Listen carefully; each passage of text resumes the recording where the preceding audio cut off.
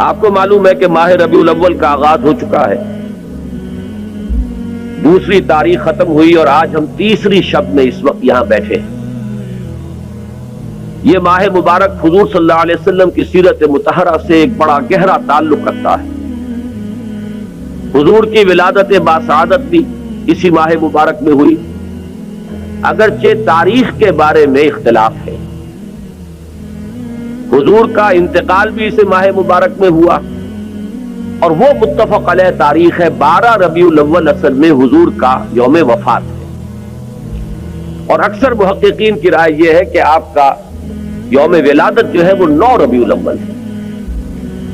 یہی وجہ ہے کہ مجھے یاد ہے کہ ہمارے بچپن میں اس دن کو جو لوگ کچھ تھوڑا بہت مناتے بھی تھے تو 12 وفات کے نام سے در حقیقت یہ نام یاد کیا جاتا تھا۔ حضور صلی اللہ علیہ وسلم کی وفات کا دن ہے، کچھ کھانا پکا کر کچھ غریبوں کو مساکین کو کھلانا، یہ در حقیقت چیز تھی کہ جو اب ہوتے ہوتے اس نے بہت ہی ایک دوسری صورت اختیار کر لی ہے۔ اب یہ ایک جشن بن گیا ہے اور ایک عید کا سا سما، بلکہ واقعہ یہ ہے کہ جو اصل 2 عیدیں ہیں وہ کہیں پیچھے چلی گئی ہیں، اور یہ جو 2 عیدیں ہم نے ایجاد کی ہیں، ایک عید میلاد النبی اور ایک عید استقلال، اگر ہم جائزہ لیں تو شاید یہ 2 جو ہے یہ زیادہ فور گراؤنڈ میں آ چکی ہیں۔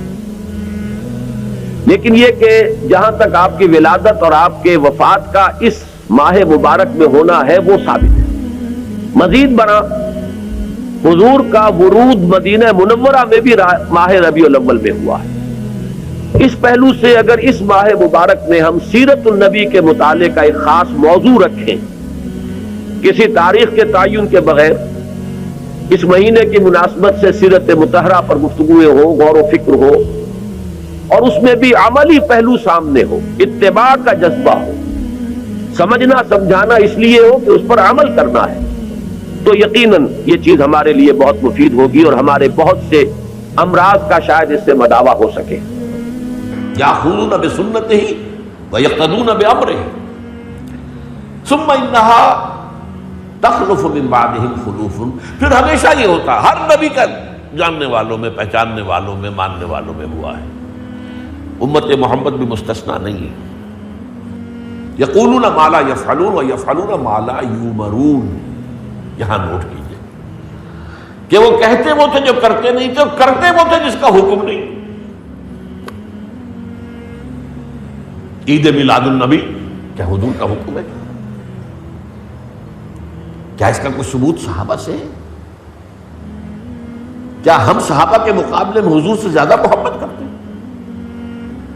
لیکن تھا کہ وہ اپنا ما لا یؤمرون، جس چیز کا حکم ہوا نہیں اس پر عمل ہو رہا۔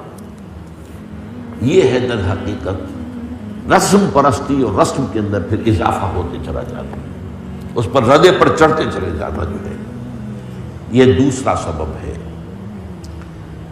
اور اس کا ایک نتیجہ جو نکلتا ہے وہ اسی پر بات ختم کروں گا، اگرچہ ایک اور حدیث جو ہے اس موضوع پر بہت اہم ہے۔ نتیجہ کیا نکلتا ہے؟ جہاں بدعت آئے گی سنت رخصت ہو جائے گی۔ اب نماز جنازہ کی وہ اہمیت نہیں ہوگی، نہ نماز جنازہ یاد کرنی ہے، نہ دعا یاد کرنی ہے، کچھ پتہ نہیں، جا کے کھڑے ہو گئے ہیں، وضو بھی ہے کہ نہیں ہے، لیکن قرآن خوانی میں تو جانا ہی جانا۔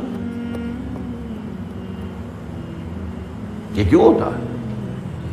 ورنہ یہ کہ نماز کی اہمیت ہوتی، نماز جنازہ کی، آپ اگرچہ عربی نہیں آتی لیکن ترجمہ تو اس دعا کا یاد کر لینا کوئی مشکل کام نہیں ہے، تاکہ کھڑے ہوں دل سے دعا مانگے۔ تو جہاں بدعت آئے گی وہاں سنت جو ہے اس کی حیثیت کم ہو جائے گی، اس کا استخفاف ہوگا یا غائب ہو جائے گا۔